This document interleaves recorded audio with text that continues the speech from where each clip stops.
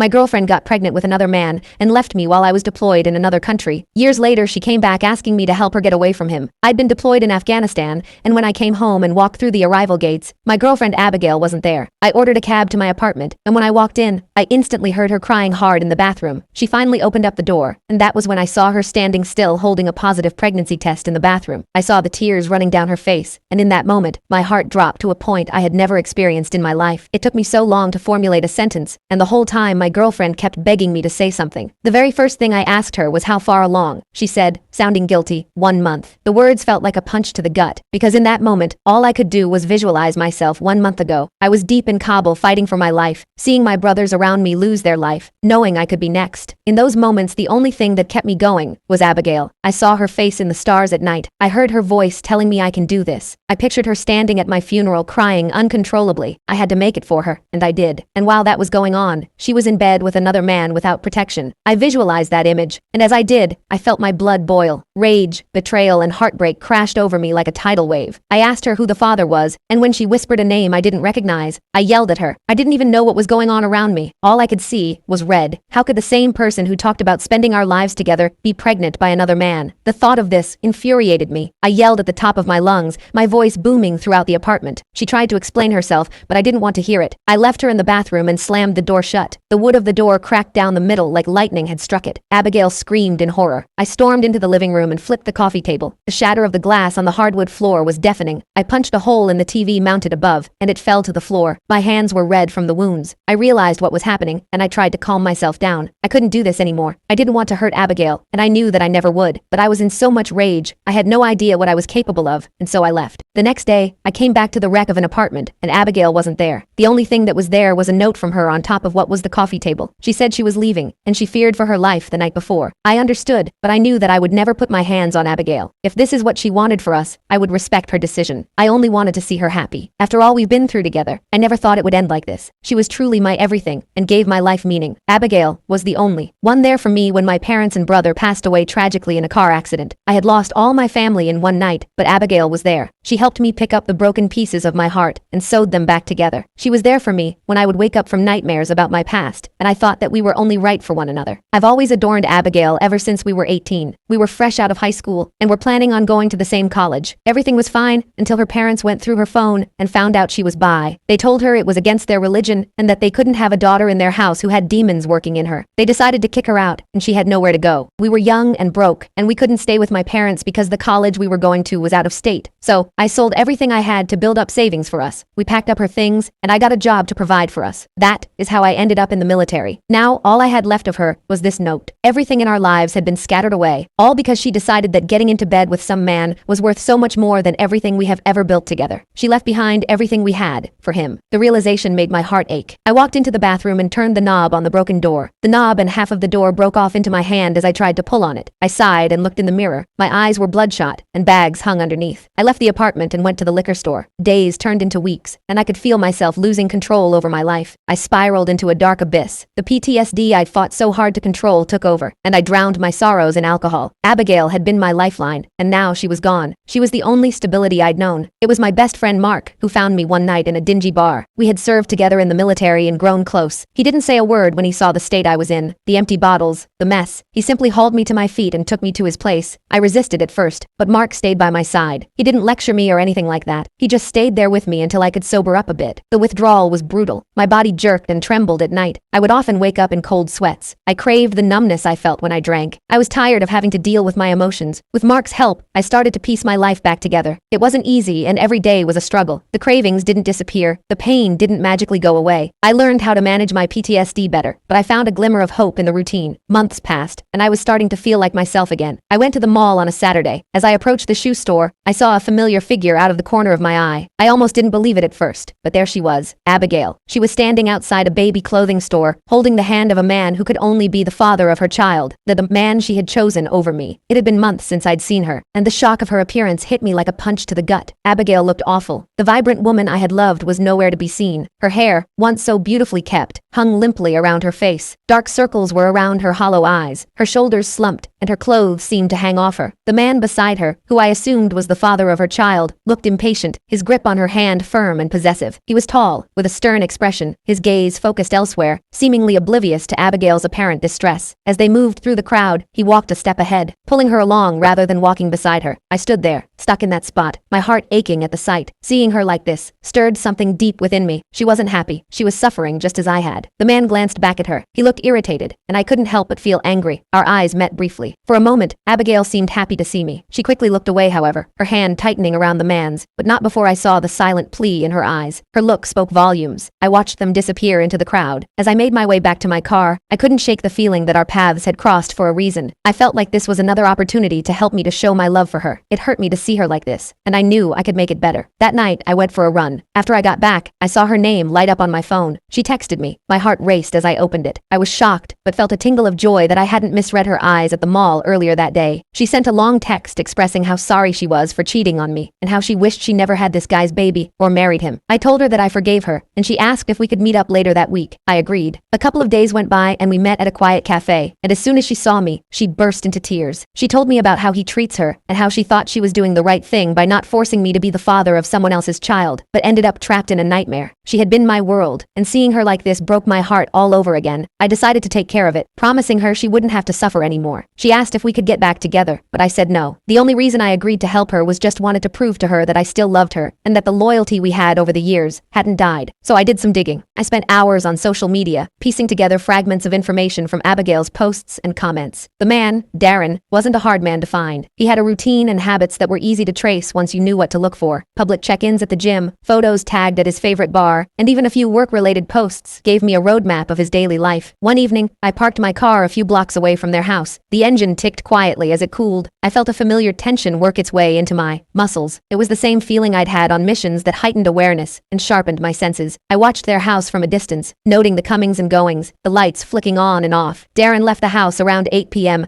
heading to the gym as he did every Tuesday. I followed at a safe distance. My heart was pounding in my chest. The darkness hid me. He was a creature of habit, sticking to the same route and parking in the same spot. I observed him from my car, hidden in the shadows as he walked into the gym. The gym was a 24-hour place, and it wasn't unusual for people to come and go at all hours. I waited, the minutes stretching into what felt like hours, until he finally came out. He was sweat-soaked and carrying a gym bag. He didn't notice me as he walked to his car. I felt a rush of adrenaline. I knew this was it. As soon as I was going to attack Darren, a man that seemed to recognize him showed up, and they started talking to one another. I knew I couldn't now because it would be too risky, so I waited in my car until they were done, but before I could get him, he was in his car. The bar was his next stop. I followed him there, parking across the street and watching as he went inside. The neon lights flickered, casting a sickly glow on the pavement. I waited, knowing that alcohol would make him an easier target. Hours passed, and the bar began to empty. It was close to closing time when Darren finally stumbled out, his steps unsteady, and his demeanor was aggressive. I stepped out of my car. I felt my pulse in my throat. This was the moment I had been waiting for. I shadowed him as he made his way to his car, walking as quietly as possible. He didn't see me coming. I grabbed him from behind and dragged him into the alley behind the bar. I had caught him off guard, and he struggled, but I had the upper hand. I pressed him against the brick wall. I didn't hold back. I let out years of frustration on this dude. When it was over, I walked away, leaving him in a state of minced meat, and not the lean kind. I left that bar feeling accomplished. I was proud of myself. I knew that guy wouldn't be putting his hands on Abigail ever again. Abigail never contacted me again after that, and I didn't seek her out. I'd done what I could for her, and that was enough. I found a strange peace in knowing that the last thing I did for her was protect her, even if it wasn't the kind of protection I'd once dreamed of offering. Life went on. I focused on my recovery, leaning on Mark and the support system I'd built. The nightmares never completely went away, and the pain of losing Abigail was a constant ache, but I learned to live with it. I found new things to live for and new goals to strive towards. One day, as I was walking through the park, I saw a couple playing with their young child. They were laughing. They seemed like the perfect family. I felt a sense of sadness, but also a bit hopeful. Maybe, someday, I'd find that kind of happiness again. For now, I was content with the knowledge that I'd survived. I'd been to hell and back, but I was still standing, and that was enough.